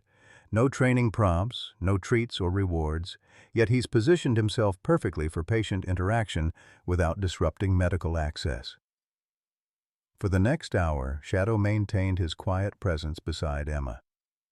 When nurses entered to check vitals or adjust medication, he moved without being asked, creating space before returning to his position. When Emma dozed off, exhausted by the excitement, Shadow remained vigilant, his eyes moving periodically between her face and the monitoring equipment. "He's watching her breathing patterns," Sarah observed, "just like he did in Wyoming." As visiting hours ended, they prepared to leave with Shadow. The separation would be temporary. They had approval for daily visits. But Emma's face clouded with disappointment. "I wish he could stay all night," she said, fighting tears. Shadow, seeming to sense her distress, did something unexpected. He gently took the edge of her blanket in his mouth and pulled it higher, almost to her chin, in a gesture that appeared deliberately nurturing. Then he pressed his nose briefly to her hand before turning to follow Sarah toward the door. Emma's expression transformed from sadness to wonder. "Did you see that, Dad? He tucked me in." The small act, impossible to dismiss as coincidence given its precision, left Robert speechless. The bond forming between his daughter and the dog, who had saved both their lives, transcended anything he'd witnessed in years of working with animals. That night, Emma slept better than she had since their arrival. Her vital signs stabilized. Her pain levels decreased. When Dr. Levine reviewed the overnight data the following morning, she raised an eyebrow at the improvement. "The shadow effect," she commented with uncharacteristic whimsy. "Whatever it is, I'll take it." For the next 5 days, Shadow visited faithfully. The hospital staff grew accustomed to his dignified presence, some even saving treats or bits of their lunch for him. The German Shepherd accepted these offerings with grave politeness, but remained focused on his primary mission. Emma. On the 6th day, disaster struck. As Shadow, Sarah, and Robert prepared to leave after their evening visit, Emma suddenly clutched her chest, her breathing becoming rapid and shallow. Monitors alarmed as her oxygen levels plummeted. "Pulmonary inflammation," a doctor explained moments later as the emergency response team worked to stabilize her, "likely triggered by an autoimmune cascade." Shadow, who had refused to leave despite the medical team's arrival, positioned himself at the foot of Emma's bed, his entire body vibrating with tension. When a security guard attempted to remove him, the dog growled, not aggressively but with clear warning. "Let him stay," Dr. Levine ordered unexpectedly. "He's not interfering," and he detected her previous crisis. For hours, Emma fought for breath, while medication slowly reduced the inflammation. Shadow maintained his position, eventually settling into a sphinx-like pose at her feet, eyes never leaving her face. Only when her breathing eased and the crisis passed did he allow himself to relax slightly. It was nearly midnight when the medical team finally stepped back, satisfied that Emma had stabilized. Robert, emotionally exhausted, sank into the bedside chair. Sarah had gone to arrange overnight accommodations, unable to bear returning home while Emma remained critical. "That dog," Dr. Levine said quietly, nodding toward Shadow, "just upgraded himself from visitor to essential personnel in my book." Robert looked at the German Shepherd, who had maintained his vigil through the chaos without creating a single obstacle for the medical team. "He's something special," he agreed. "More than special," the doctor replied thoughtfully. During the worst of it, Emma's anxiety was spiking her vitals dangerously. But whenever she made eye contact with him, her numbers improved temporarily. "He's functioning as a biological feedback mechanism." After Dr. Levine left, Robert was granted permission to stay overnight with Emma. Shadow, by extension, remained as well, an unprecedented exception to hospital policy. As Emma slept, exhausted by her ordeal, Robert found himself talking quietly to the dog. "I don't understand what you are," he admitted, "or why you chose us, but I'm grateful beyond words." Shadow regarded him solemnly, then deliberately shifted position to press against Robert's leg, a rare initiation of physical contact that somehow communicated understanding. In that moment, Robert felt the last of his professional detachment dissolve. This wasn't just an unusual animal with remarkable abilities. This was family, as Emma had declared from the beginning. Dawn found all three of them asleep, Emma in her hospital bed, Robert in the chair beside her, and Shadow curled protectively at their feet. When Dr. Levine entered for morning rounds, she paused at the doorway, observing the tableau with uncharacteristic sentimentality, before quietly backing out to give them a few more minutes of peace. What none of them could have anticipated was how this night would transform Emma's treatment path, or how Shadow's extraordinary sensitivity would eventually open doors far beyond one child's hospital room. 2 weeks after the pulmonary crisis, Emma was discharged from Denver Children's Hospital with a revised treatment protocol and something unprecedented in her medical records: a formal recommendation for continued interaction with Shadow as part of her therapeutic regimen. Dr. Levine, initially skeptical of the German Shepherd's impact, had become an unlikely advocate after witnessing multiple instances where the dog detected subtle changes in Emma's condition before medical equipment registered any anomalies. "I'm not saying I understand the mechanism," she told Robert during the discharge consultation, But I've been treating autoimmune conditions for 20 years, and I've never seen response patterns like Emma's when that dog is present. The family's return home marked the beginning of a new normal. Shadow, now officially registered with special therapeutic status, adapted seamlessly to suburban life.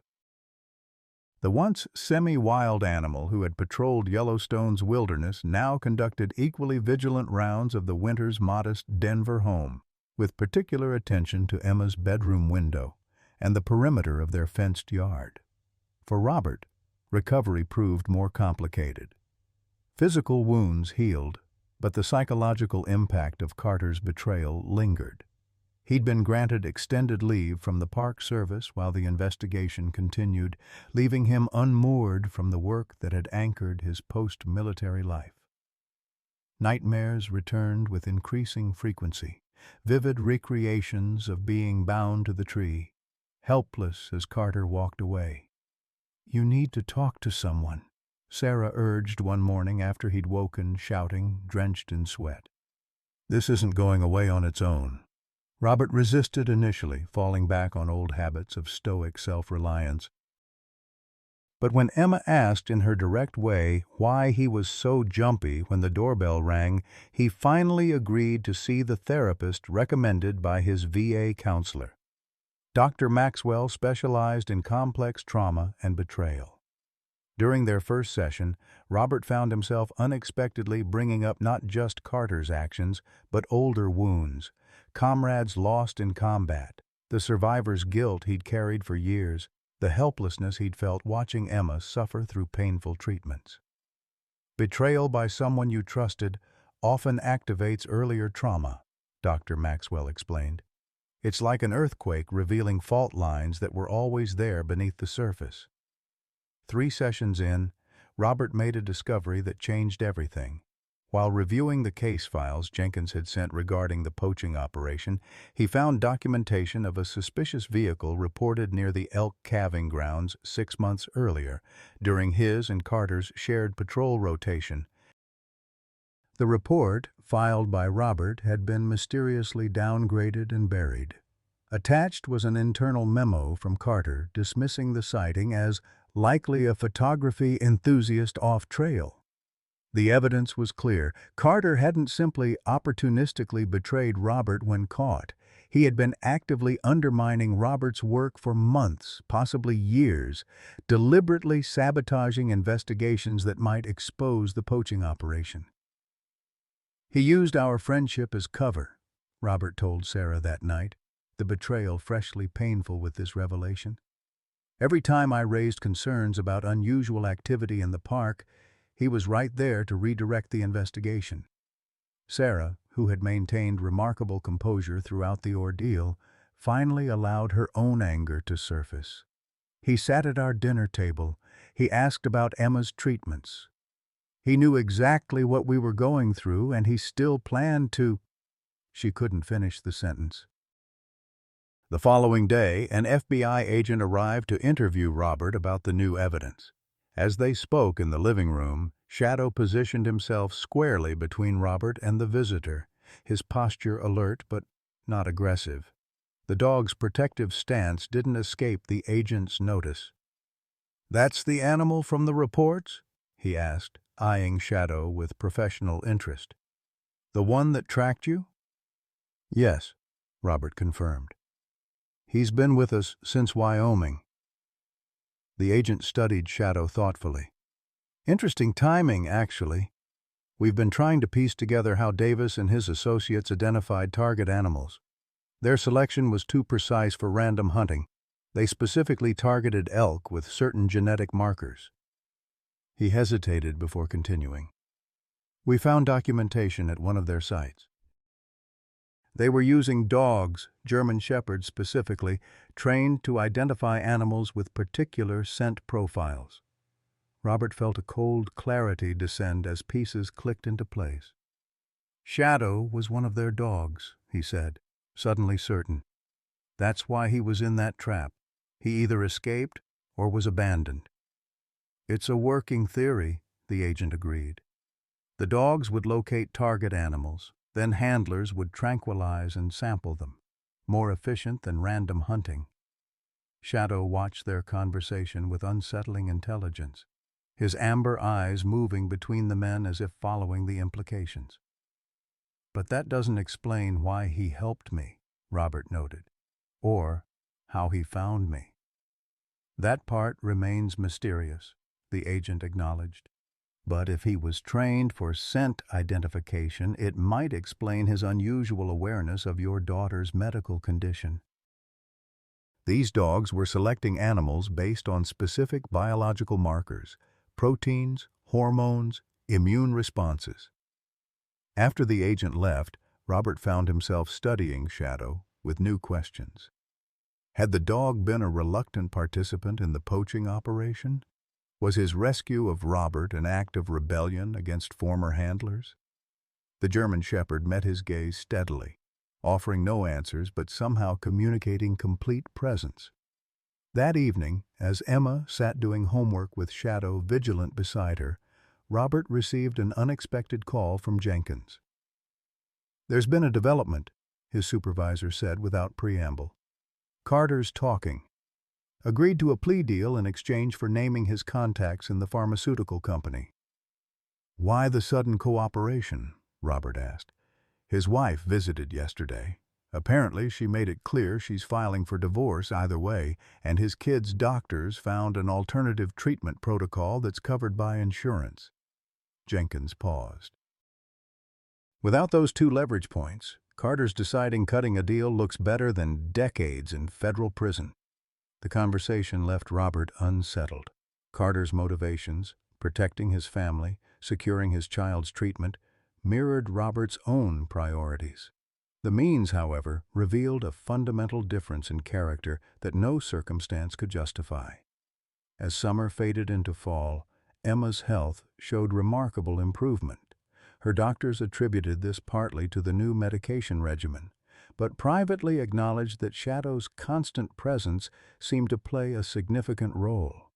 The German Shepherd had developed an uncanny ability to alert to subtle changes in Emma's condition, sometimes simply placing his head on her lap when inflammation markers were rising, other times actively fetching her medication before she realized she needed it. "Doctor." Levine became so intrigued that she arranged a formal research study through the hospital, documenting Shadow's responses to samples from various patients with autoimmune conditions. The results proved statistically significant. The dog could consistently identify specific immune activation patterns through scent alone. "He's essentially a living biomarker detector," the research veterinarian explained after reviewing the data. "Likely an extension of whatever scent discrimination he was originally trained for." The irony wasn't lost on Robert, that Shadow's abilities, originally honed for illegal wildlife exploitation, now served to protect and heal. The same sensitivity that had made him valuable to poachers made him invaluable to Emma. As the criminal case against Carter and his associates progressed toward trial, Robert received increasingly frequent updates from the FBI task force. Each new revelation deepened his understanding of how extensive the operation had been and how narrowly he had escaped becoming another casualty of its protection mechanisms. "We've identified 6 other suspicious deaths or disappearances in national parks over the past decade," the lead agent informed him during a particularly disturbing briefing. "Park Service employees or researchers who may have stumbled onto extraction sites, all ruled accidents or exposure, but the pattern is hard to ignore." The knowledge that he might have become another statistic, another unfortunate accident in the wilderness, gave Robert's nightmares new dimensions. In his darkest moments, he found himself reaching for Shadow, drawing comfort from the solid presence of the one being whose loyalty had proven absolute when human bonds failed. 4 months after the Wyoming incident, Robert received a certified letter from the federal prosecutor handling Carter's case. His testimony would be required at the preliminary hearing scheduled for the following month. Included was a transcript of Carter's official statement, a clinical account of the operation, including a passage that made Robert's blood run cold. Winters was never supposed to be on that patrol route. When he discovered the extraction site, elimination protocols were activated. The intention was to stage an animal attack after he died of exposure. Sarah found Robert on the back porch, the papers scattered around him, Shadow pressed protectively against his leg. "He was my friend," Robert said hollowly. "For 5 years he was my friend, and he could detail elimination protocols for me like ordering lunch." Sarah gathered the papers silently, then sat beside him. "Some people compartmentalize to survive morally. Carter probably had a version of himself that was genuinely your friend, and another version that could do these things." "That's worse, somehow," Robert replied. "It means the friendship was real and still meant nothing when it counted." Later that evening, as Robert struggled to process this new information, an unexpected visitor arrived. Jenkins, in Denver for a regional Park Service conference, had brought something he thought Robert should see: Shadow's microchip information, finally extracted from a database maintained by the poaching operation. "His real name was Hunter," Jenkins explained, showing Robert the file. "Specially bred and trained from puppyhood for scent discrimination. According to their records, he was their most successful tracker until he malfunctioned during a mission 18 months ago." "Malfunctioned?" Robert repeated. "Refused to identify target animals, then escaped during transport. They placed traps specifically to recapture him." Jenkins closed the file. "They considered him too valuable to eliminate, but too unpredictable to keep." "That's why he was in that trap when you found him." The revelation answered some questions while raising others. Shadow, or Hunter, had apparently rebelled against his training long before meeting Robert. Something in the dog's nature had rejected the role he'd been conditioned to perform, just as something in his nature had later driven him to track and save the human who had shown him kindness. "Does knowing this change anything for you?" Jenkins asked. Robert looked toward the living room, where Shadow lay beside Emma's chair as she read aloud to him a nightly ritual that seemed to comfort them both. "His name is Shadow now," Robert said simply. "Whatever he was before, this is who he chose to become." The prosecutor's office called the following week, requesting a pre-trial meeting to review Robert's testimony. The case against Carter and the pharmaceutical executives had grown to include charges of conspiracy, wildlife trafficking, attempted murder, and environmental crimes. Robert's first-hand account would be central to establishing the operation's willingness to eliminate witnesses. "Will I have to face him in court?" Robert asked, the prospect of seeing Carter again triggering a surge of anxiety. "Eventually, yes," the prosecutor confirmed, "but we'll prepare you thoroughly." That night, Robert's nightmare was more vivid than ever.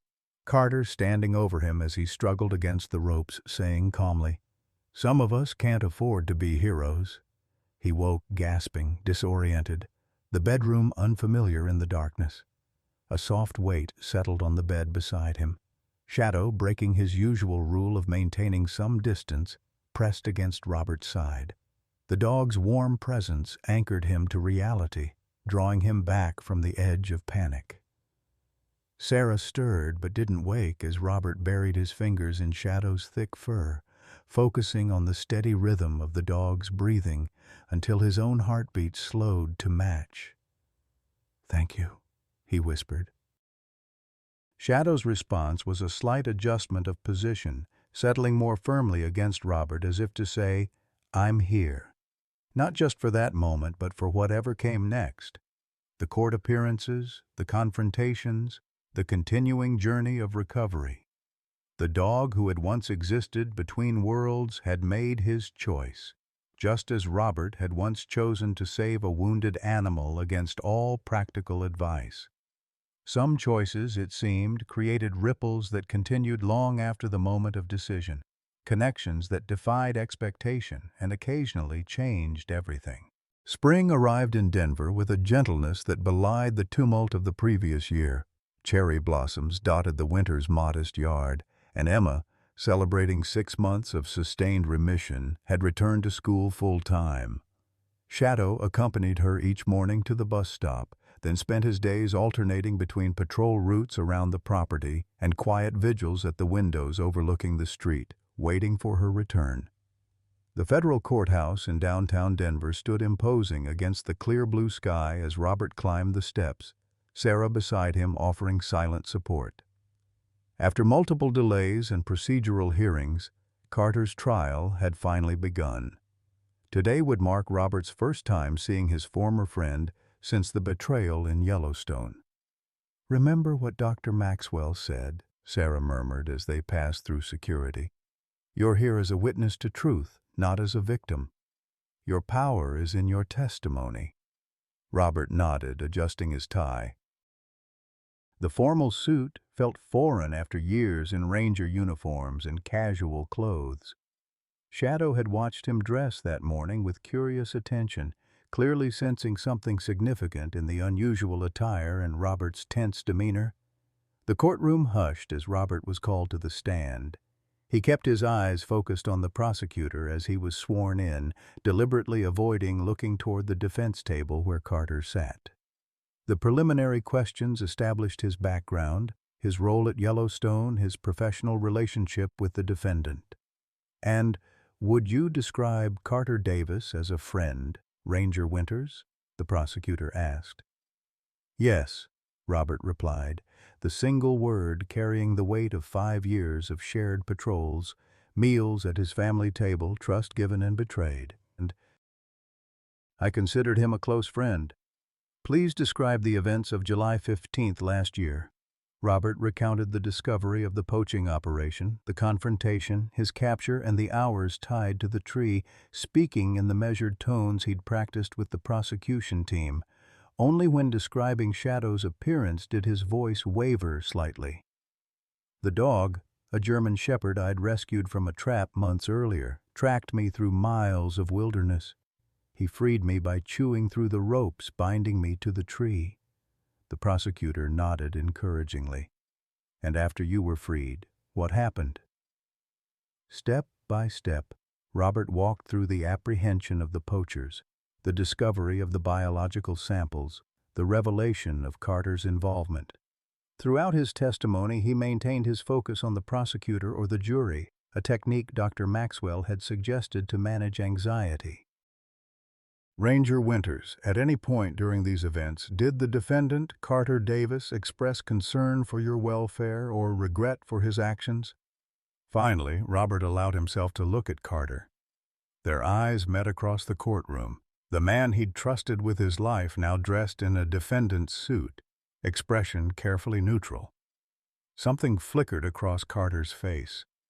Recognition, perhaps, or discomfort at being the object of direct scrutiny. "No," Robert answered steadily. "He told me that some people can't afford to be heroes, and informed his associates that they would return after dark to handle the situation, which I understood to mean they planned to kill me and disguise it as an animal attack." The cross-examination proved challenging but not devastating. The defense attorney attempted to suggest Robert had misinterpreted events due to dehydration and stress, questioned the reliability of his recollection, and implied that no direct threat had been made on his life. Through it all, Robert maintained his composure, answering truthfully without embellishment. As he stepped down from the witness stand, Robert allowed himself one final glance at Carter. For just a moment, the practiced neutrality slipped, and Robert glimpsed something raw beneath. Not remorse exactly, but recognition of all that had been lost. Then the mask returned, and Carter looked away. Outside the courthouse, Robert took deep breaths of spring air, feeling lighter despite the emotional toll of the testimony. Sarah squeezed his hand wordlessly, understanding that some experiences defied verbal processing. "You did well in there," the lead prosecutor said, joining them on the steps. "Your testimony was compelling and credible. "What happens now?" Robert asked. "The trial continues. We have 3 more key witnesses, then the defense presents their case." She hesitated. "Davis has been offered a final plea deal in exchange for testimony against the pharmaceutical executives, and his attorney has until tomorrow to respond." That evening, as Robert recounted the day's events to Emma, he found himself struggling to explain the complexity of his feelings toward Carter. "I'm still angry," he admitted, "but there's sadness, too, for the friendship that was real, even if it wasn't strong enough to withstand the test." Emma considered this with the thoughtfulness that illness had cultivated in her. "Like when I'm mad at my body for attacking itself," she said finally. "It's supposed to protect me, but sometimes it turns against me instead." Shadow, lying at Emma's feet, raised his head at her words, amber eyes moving between father and daughter, as if following their conversation. "The difference," Robert said gently, "is that your body doesn't choose to attack itself." Carter made deliberate choices that hurt people who trusted him. Later that night, as Robert checked the house before bed, a routine that had become more elaborate since Wyoming, his phone rang with an unfamiliar number. "Robert Winters," he answered cautiously. "Mr. Winters, this is Martin Reynolds, attorney for Carter Davis." The voice was professionally neutral. "My client has asked to speak with you. I've advised against it, but he's insistent." Robert's hand tightened on the phone. "Why would I agree to that?" "He's accepting the plea deal tomorrow. He says there are things you deserve to hear directly from him. The call would be recorded and monitored, of course." After a long silence, Robert agreed to a brief conversation. 20 minutes later, the attorney called back, and Carter's voice came through the line. "Robert?" The familiar voice sent an involuntary chill down Robert's spine. "Thank you for taking the call." "Say what you need to say, Carter." Robert kept his tone even, conscious of Sarah watching with concern from the doorway. "I'm pleading guilty tomorrow," Carter began. "Full cooperation. I'll serve at least 15 years, maybe more." He paused. "I wanted you to hear something from me directly, not in a courtroom or through lawyers." Robert waited, unwilling to make this easier. "What I did was unforgivable," Carter continued. "Not just the operation, but specifically what I did to you. You were my friend, the only real friend I had in the service, and I betrayed that in the worst possible way. Why?" The question escaped before Robert could contain it. "Why me, specifically?" A long sigh carried through the connection. "Because you were good at your job. Too good. You kept finding our sites, reporting suspicious activity. I volunteered to partner with you partly to keep track of what you were discovering." Another pause. "And because I knew if anyone caught me, it would be you." The admission struck Robert like a physical blow. The partnership he'd valued had been, from Carter's perspective, a strategic decision to monitor a potential threat. "I don't expect forgiveness," Carter added. "I just thought you deserved to know that it wasn't random or opportunistic. I made calculated choices that I'll pay for the rest of my life. My son will be grown before I see freedom again." "How is he?" Robert asked, surprising himself with the question. "Stable. The new treatment protocol is working. My wife found a research program that covered the costs." Carter's voice cracked slightly. "The irony isn't lost on me. If I'd waited 6 more months before getting involved with these people." They spoke for a few minutes more, not as friends reconnecting, but as 2 men acknowledging the wreckage of something once valued. When the call ended, Robert sat in silence, processing. Sarah joined him on the couch. "Did it help, hearing from him?" "Not in the way I expected," Robert admitted. "It doesn't change anything, but it feels like closing a door rather than having it slammed in my face." The following morning brought news that Carter had indeed accepted the plea agreement. His formal admission of guilt and testimony against the pharmaceutical executives would spare Robert the ordeal of a prolonged trial. The case would continue against the remaining defendants, but his direct involvement was essentially complete. As spring deepened toward summer, the Winters family established new rhythms. Robert, still on extended leave from the Park Service, focused on his recovery and Emma's care. The nightmares gradually decreased in frequency, though they never disappeared entirely. Shadow's presence helped.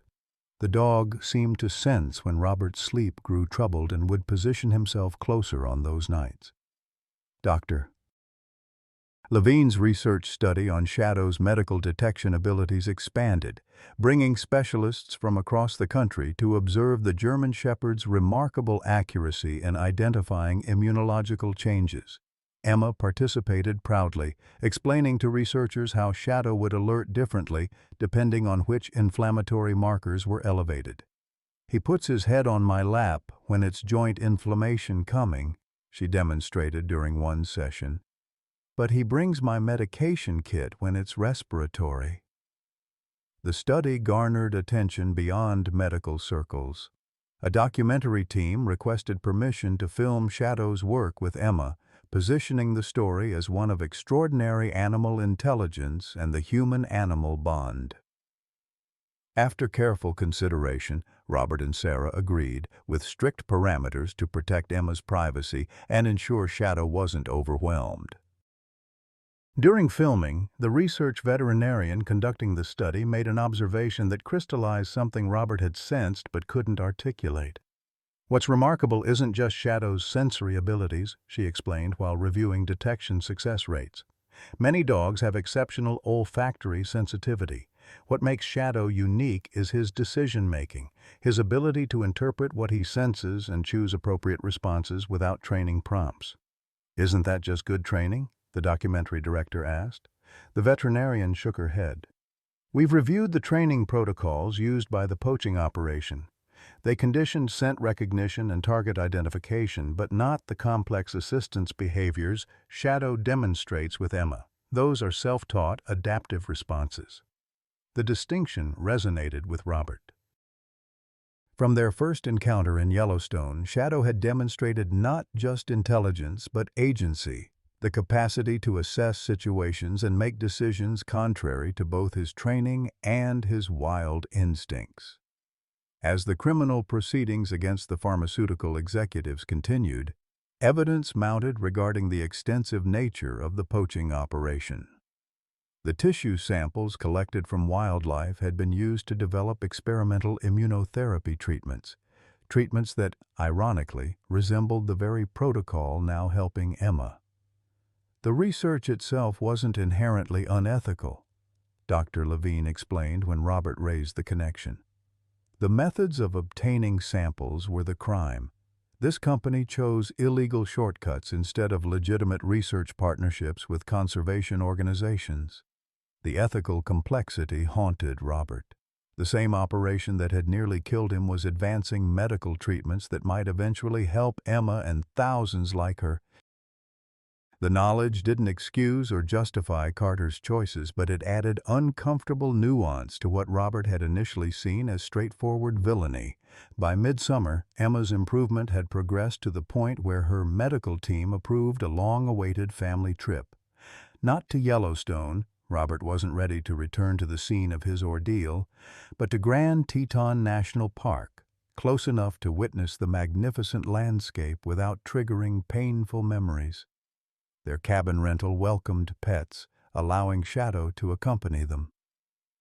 The German Shepherd approached the wilderness with visible excitement, his senses heightened in the natural environment that more closely resembled his early life. Yet he maintained his vigilant attention to Emma, never straying far from the family, even when opportunities for exploration presented themselves. On their third evening, as they sat around a campfire watching the sunset paint the mountains in brilliant orange and gold, Emma asked the question Robert had been anticipating. "Are you going back to being a ranger, Dad?" Robert gazed into the flames, considering. His leave of absence would end soon, requiring a decision about his future with the Park Service. The work had once defined him, provided purpose and structure after his military career. But the events in Yellowstone had altered his relationship with both the institution and the wilderness itself. "I'm not sure," he answered honestly. "The Park Service has offered me a position in Denver, training new rangers, developing safety protocols. Less field work, more teaching." "Because of what happened?" Emma pressed. "Partly," Robert acknowledged, "and partly because of you and Shadow. The research study is opening doors to something I never expected." The study's preliminary results had attracted attention from medical institutions and working dog training programs nationwide. Several had approached Robert about developing specialized medical alert dog protocols based on Shadow's natural behaviors. The potential to help other families facing chronic illness offered a new direction, one that honored both his conservation values and the extraordinary bond that had saved his life. "I think Shadow would like that," Emma said confidently. "Helping other kids find dogs like him." Shadow, hearing his name, raised his head from his paws, regarding Emma with that penetrating gaze that seemed to comprehend far more than animal awareness should permit. His attention then shifted to Robert, amber eyes reflecting the firelight. In that moment, surrounded by the wilderness that had nearly claimed his life and the family he'd nearly lost, Robert felt something settle within him. Not the closing of old wounds, but the recognition that healing didn't require forgetting. The betrayal, the fear, the narrow escape, these would always be part of his story. But they would not define his future any more than Shadow's early training defined what the dog had chosen to become.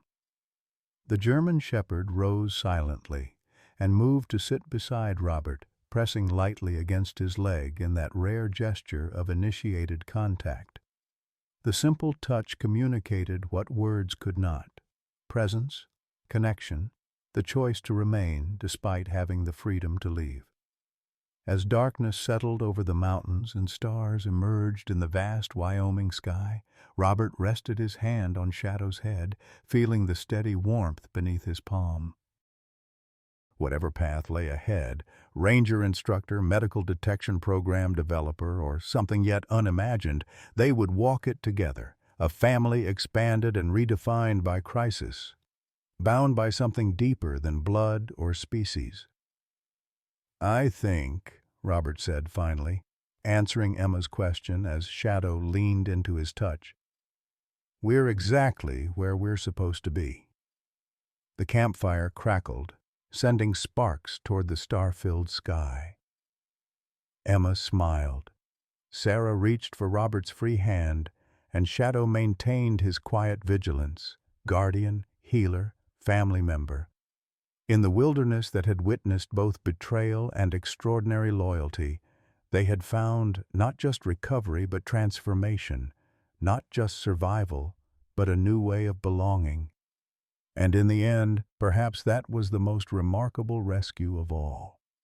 In the golden years of life, we often find ourselves reflecting on what truly matters. Robert's journey reminds us that even when betrayal cuts deepest, when trusted friends fail us, unexpected loyalty can emerge from the most unlikely sources.